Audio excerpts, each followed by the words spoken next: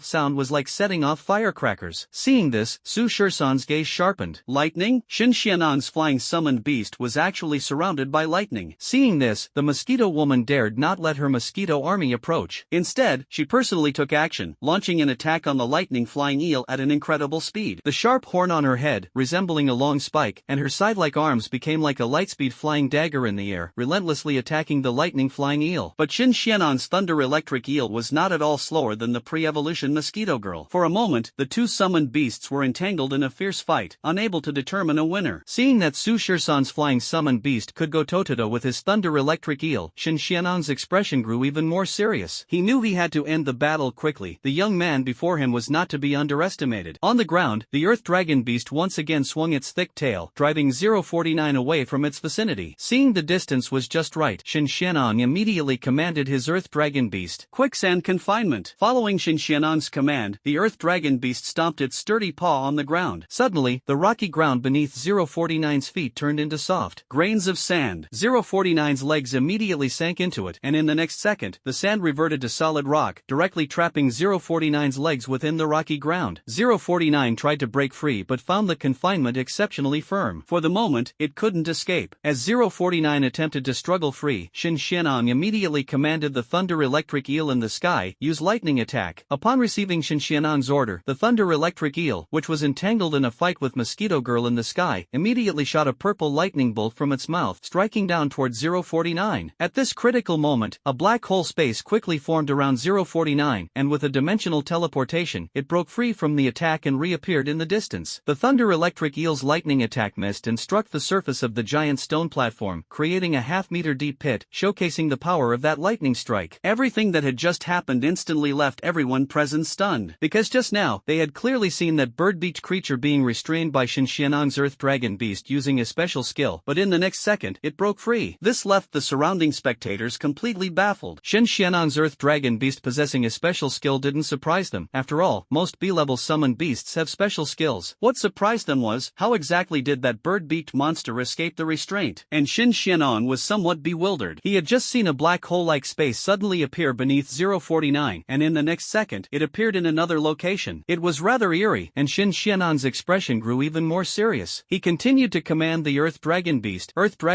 use quicksand stacked waves. Following Shin Xianong's command, the Earth Dragon Beast's sturdy foot suddenly stomped on the ground again. In the distance, the giant stone platform beneath 049's feet, or rather almost the entire giant stone arena, which had been solid just moments ago, instantly turned into quicksand, resembling a desert. The boulder turned into soft gravel, and the gravel began to churn gradually, creating ripples layer by layer, like waves on the surface of the sea. 049 stood on the soft gravel, as if the entire ground was undulating, making it hard to stand steadily. Moreover, 049's feet were deeply embedded in the gravel. Imprison! Shin Xianong issued the command once again, and the gravel beneath 049's feet transformed into solid boulders, trapping its legs in place and rendering it immobile. Seeing this, 049 had no choice but to use dimensional teleportation once more to break free from the restraints. This time, Shin Xianong finally saw clearly how 049 managed to escape, and the observing trainees also saw it clearly, followed by an uproar. What's going on? Just now, I think I saw that bird-beaked summoning creature of that pretty boy actually use teleportation. Special skill? Could it be another special skill? I saw it too. What's going on here? Didn't this bird-beak summoning beast just use a fire special skill earlier? Could it have two special skills? Incredible. Simply incredible. Not only were the spectators shocked, but the shock in Shin Xianong's heart was even greater. But now was not the time to dwell on this. Seeing 049 break free from the quicksand's restraints once again, he commanded, Earth Dragon Beast, increase the amplitude of the waves. Following Shin Xianong's command, the quicksand on the arena began to ripple more violently, resembling massive waves on the sea. 049, like a small boat on the water, swayed precariously. Ground Dragon Beast, sand hand grip tight. With a low shout from Shin Xianong, the quicksand beneath 049 suddenly rose, and countless grains of sand rapidly formed a giant hand, tightly gripping 049's entire body. Fearing that 049 might use the same method to escape again, Shin Xianong directly flung 049 off the arena. Just moments ago, 049 had used dimensional teleportation, which was still on cooldown and could not be used again. As a result, 049 was thrown off the arena, violating the arena rules, and was declared eliminated. After eliminating 049, Shin Xianong's expression finally eased a little. He hadn't expected Su Shur-san to put so much pressure on him. If it weren't for his Earth Dragon Beast's ability to manipulate earth elements and excel at control, he really wouldn't have been able to deal with that agile bird-beaked creature. After 049 was eliminated, the students in the dueling arena couldn't help but start discussing again. What's going on? How come Senior Shin's contract beast also has so many special skills? Isn't it said that only S-level summoned beasts can have multiple special skills? That's right, what's happening here? While everyone was puzzled, a knowledgeable senior from the S Academy explained. Those aren't multiple special skills, they're derivative skills. That's right, this senior from S Academy is absolutely correct. Shin Xianong's Earth Dragon Beast indeed has only one special skill, which is manipulating the surrounding earth elements. Within a range of 5 500 meters, it can turn boulders into quicksand, quicksand into boulders, and freely manipulate the surrounding earth elements. The skills the Earth Dragon Beast used just now, whether it was quicksand, imprison, quicksand, wave stack, or sand hand, all derived from this special skill of manipulating earth elements. So, that's why it's called a derivative skill. After hearing the senior's explanation, the surrounding students suddenly understood, followed by exclamations of amazement at Shin Xianong's strength. Senior Shin truly lives up to being called the most talented summoner of Academy A in the past 2 years, and as a senior of Academy S, his strength is simply terrifying. As expected, no wonder they say that the gap between B-level summoning beasts and C-level summoning beasts is not just about rank. Between them lies an enormous chasm. With a summoning beast possessing such an extraordinary special skill, no matter how many C-level summoning beasts come, it wouldn't make a difference. B-level summoned beasts are indeed B-level summoned beasts, so powerful. When will I be able to become a B-level summoner too? On the stage, after 049 was thrown off the arena, Su Shur-san also sent it back to the dimensional space. Su Shur-san's expression grew increasingly serious. He hadn't expected that a true B-level summoner and a true B-level summoned beast would be this strong. Shin Xianong's Earth Dragon Beast could actually turn the surrounding giant stone platforms into quicksand, then transform the quicksand back into giant stones. Moreover, within this quicksand, it could employ various control techniques, which was simply overwhelming. To some extent, it was even more domineering than Annalia's Phoenix Forest God. This was far stronger than those sea-level summoned beasts Su Shur-san had encountered before. With such power, even 7 or 8 sea-level summoned beasts attacking together probably wouldn't stand a chance. Is this really the strength of a B-level summoned beast? No wonder everyone says that the difference between B-level summoned beasts and C-level summoned beasts is not just about rank. A B-level summoned beast is indeed incomparable to a C-level summoned beast. However, the stronger the opponent, the more excited Su Shur-san becomes. Being able to face a true powerhouse is the best opportunity to hone one's combat awareness. Sky. The mosquito girl was still entangled in a fight with Shin Xianong's thunder electric eel. Before her evolution, the mosquito girl, who couldn't provide blood, was at most just barely at B level in strength. If not for her speed, she truly wouldn't be a match for the thunder electric eel. Seeing that his thunder electric eel had yet to take down Su Shur-san's mosquito girl, Shin Xianong immediately commanded, "Use the sky thunder field." Upon receiving Shin Xianong's command, the thunder electric eel's wings began flapping continuously, and the surrounding air started crackling with snap, crackle, pop sounds. Rings of lightning radiated outward from the thunder electric eel's body, forming a thunder field around it. Within a range of over 20 meters, the entire area was filled with high-voltage electricity. Subsequently, the thunder eel, surrounded by high-voltage electricity, kept closing in on Mosquito Girl. Before her evolution, Mosquito Girl, without the energy provided by blood, was significantly weaker in both speed and attack power, greatly diminished in many aspects. Moreover, since Mosquito Girl lacked long-range attack capabilities, she was completely restrained by the thunder eel's electric field. As the thunder eel's electric field continued to expand and it kept approaching, the space Mosquito Girl could use to evade grew smaller and smaller. Eventually, she was forced to the edge of the arena and declared eliminated. Seeing this, Su Shur-san also sent Mosquito Girl back into the dimensional space. On the stage, besides Su Shur-san, only Big Peanut 173 had not been eliminated. However, the students in the dueling arena had already deemed Su Shur-san's defeat inevitable and had begun discussing. A B-level summoner is indeed just a B-level summoner. Senior Shin's 2 B-level summoned beasts are simply too powerful. Yeah, one has a special ability to manipulate earth elements, and the other can control lightning. It's absolutely terrifying. The B-level summoned beast is indeed incomparable to the C-level summoned beast. That pretty boy's strength is actually already quite strong. That's right. That pretty boy's summoned beast being able to battle Senior Shin's 2 B-level summoned beasts for so many rounds is enough to prove their strength. Moreover, that beak-like summoned beast seems to possess multiple special skills, which is incredibly impressive, yet it still isn't a match for Senior Shin. Alright, everyone, no need to watch anymore. The outcome is already certain. Voices of discussion arose, and no one had any hope for Su Shur-san anymore. But only Lin Muxue, Lu Huanyu, and Zhang Sifan had exceptional confidence in Su Shur-san, because they knew that Su Shur-san still had a summoned beast comparable to S-Class that hadn't been called out yet. If that terrifying S-Class summoned beast, radiating flames all over its body, were summoned, even Ten Shin Xianon wouldn't stand a chance. Even without summoning that S-Class level summoned beast, just summoning the Rotten Elder, with its black liquid capable of corroding everything, would be enough to restrain Shin Xianon's Earth Dragon Beast. After eliminating 049 and Mosquito Girl, Shin Xianon looked at Su Shur-san in the distance and said, "Junior, haven't I told you before? Young people shouldn't be too confident. Don't think that just because you have some skills, you can be overly arrogant. Remember, there is always someone better, and the sky is limitless. I admit, your abilities are quite impressive, and your summoned beast is is very unique. Based on this alone, you are qualified to be a son-in-law of the Shen family. But since the agreement has been made, if you lose today, no matter how strong you are, you can forget about entering the Shen family. In response, Su Shisan smiled faintly and replied, Senior Shen, the match isn't over yet. Whether it's victory or defeat, your words don't count. Oh, then I'm very curious. Where does your confidence come from? Is it from that strange peanut sculpture beside you, or do you have an even stronger summoned beast? Shen Xianon looked at Su Shisan with a hint of amusement. Regarding the giant peanut sculpture 173 next to Su Shisan, Shen Xianon indeed felt somewhat apprehensive, as its speed was truly terrifying, completely outclassing his own phantom blue leopard cat. However, his Earth Dragon Beast, capable of manipulating surrounding Earth elements with various restrictive and controlling techniques, was more than enough to counter this giant peanut sculpture. Therefore, Shen Xianon was not afraid of it. As for whether Su Shisan had even stronger summoned beasts, Shen Xianon was also unafraid. He had already discerned that Su Shisan's strength should be at the sea level. Could his contracted beasts possibly defeat his Earth Dragon Beast and Thunder Electric Eel? On the stage, whether there are stronger summoned beasts or not, why not test it and find out? As they spoke, Su Shisan had already mobilized the dimensional energy within his sea of consciousness. A dimensional gate slowly opened, and the immortal scourge lizard 682 leaped out from the gate. Upon seeing 682, Shen Xianon carefully observed it for a moment and felt that this giant lizard didn't seem very strong, at most possessing sea-level strength. On the dueling arena, Lin Muxue and the others were also puzzled when they saw Su Shisan summon the immortal scourge lizard 682. This was because they had witnessed 682's abilities during the summoner tournament. Although this giant lizard had strong regenerative abilities, its overall strength seemed unimpressive and it was vulnerable to control. Once controlled, it would easily be thrown out of the ring. Using 682 to deal with Shen Xianong's 2B level summoned beasts is not a wise choice. Junior, is this the powerful summoned beast you were talking about? Then today, Senior can give you a good lesson. As for the Undying Abomination Lizard 682, Shen Xianong was somewhat disdainful. In response, Su Shisan said nothing and directly ordered the Undying Abomination Lizard 682 to charge forward. Ground Dragon Beast, use quicksand layered waves. Following Shen Xianong's command, the Ground Dragon Beast stomped its sturdy paw forcefully. The rocky ground around 682 instantly turned into quicksand, which began surging and layering. 682's entire body wobbled unsteadily, like driftwood on the sea, with no place to gain footing. Restrain! With another low shout, the sand beneath 682's feet instantly transformed into solid rock, binding its limbs. Thunder Electric Eel, attack! Shen Xianong issued another command to the Thunder Electric Eel in the sky, and a purple lightning bolt shot out from the eel's mouth, striking 682 in the blink of an eye. The giant lizard was instantly scorched inside and out by the lightning. Seeing this, the students in the dueling arena immediately let out a chorus of boos. They thought the big lizard summoned by Su Shisan was incredibly powerful, but it turned out to be just a cannon fodder character that couldn't even last 2 rounds. Just as everyone was feeling disdainful, they saw 682, charred on the outside and tender on the inside from the electricity, quickly shed its scorched skin, revealing intact and unscathed skin underneath. Not only did 682 return to its original state in the blink of an eye, but its skin seemed to have developed a thin layer of scales. However, this subtle change went unnoticed by the others. In the distance, Shen Xianong frowned as he saw that his electric eel attack hadn't harmed the big lizard at all. He was well aware of the attack power of his Thunder Electric Flying Eel. A typical sea-level summoned beast would either be severely injured or killed outright after being struck by a bolt of lightning, yet this giant lizard didn't even have a scratch. However, now was not the time to be shocked. Shen Xianong immediately issued another command to the Earth Dragon Beast. Earth Dragon Beast, continue using quicksand-layered waves. As Shen Xianong's command was given, the solid ground beneath 682's feet in the distance once again turned into quicksand, continuing to surge in layers. But this time, 682's body did not sway or stumble. It stood firm amidst the surging quicksand, completely unmoving. Under the quicksand, 682's feet had become exceptionally thick and wide, completely neutralizing the movement of the quicksand. Seeing that the giant lizard had managed to stabilize its stance beneath the sand waves, Shen Xianong frowned slightly. Just now, when his Earth Dragon Beast used the wave stacking technique, it was still teetering. Why was it ineffective this time? However, the situation on the field gave Shen Xianong no time to think. Seeing that his Thunder Electric Eel couldn't kill this giant lizard with lightning, Shen Xianong refused to believe it. He commanded again, restrain it again. Suddenly, beneath the feet of the immortal scourge lizard 682, the quicksand instantly transformed into solid boulders, restraining 682's limbs. The next second, the Thunder Electric Eel in the sky spewed out 2 bolts of lightning from its mouth once again, striking directly at 682 below. With 2 thunderous booms, the high-voltage bolts struck number 682 directly. Under the watchful eyes of the crowd, the large lizard was once again charred to a crisp inside and out. But immediately afterward, the electrocuted outer layer of its skin began to peel away, revealing yet another unharmed and intact body beneath. The scales that had just faintly appeared now began to flicker in and out of sight. Still nothing? Seeing that the giant lizard was still completely unharmed, Shen Xianang's eyes nearly popped out. This was truly the first time he had encountered such a situation. His thunder electric eel, using its lightning attacks, was something Shen Xianang was very familiar with. Even a B-level summoned beast would find it hard to withstand its 2 bolts of lightning. But this giant lizard was completely unscathed. Damn it! I refuse to believe this nonsense. Shen Xianang's temper flared up as he commanded again, Earth Dragon Beast, restrain it for me once more. Upon receiving Shen Xianang's command, the Earth Dragon Beast stomped its sturdy paw once again, turning the quicksand beneath the feet of the immortal Scourge Lizard 682 into solid rock, restraining its limbs for the 3rd time. Thunder Electric Eel, use Thunder Prison, Divine Punishment. With Shen Xianang's low shout, the Thunder Electric Eel soaring in the sky flapped its massive bat-like wings, the lightning surrounding its body and the thunder elements in the heavens and earth rapidly converged around it. In the blink of an eye, a massive black-purple thunder layer had formed. Boom, rumble, rumble. Boom, crackle, crackle. The sound of electric currents and explosions filled the air as thick black-purple lightning bolts struck down toward 682 below. 1 strike, 2 strikes, 3 strikes, densely packed, like falling rain. Most of the lightning struck 682, while some missed and hit the quicksand nearby. For a moment, the arena was filled with swirling sand and dust, blotting out the sky. Seeing the thunder electric eel's attack so fierce and domineering, the spectators couldn't help but gasp in shock. Is this the true power of a B-level summoned beast? This is simply terrifying. This time, that big lizard shouldn't be able to withstand it, right? Not only did the spectators think so, but Shen Xianang on the stage thought the same. His thunder electric eel had already unleashed its ultimate move. This thunder prison, divine punishment, was Shen Xianang's most powerful attack method at the moment. He just couldn't believe that it wouldn't be enough to strike that big lizard down. Under everyone's gaze, the smoke and dust on the stage dissipated. Just when everyone thought 682 was undoubtedly dead, they saw 682 standing firmly in place, completely unmoved. Upon closer inspection, its body was now covered in dense black scales. Under the sunlight, it was so dazzling and striking.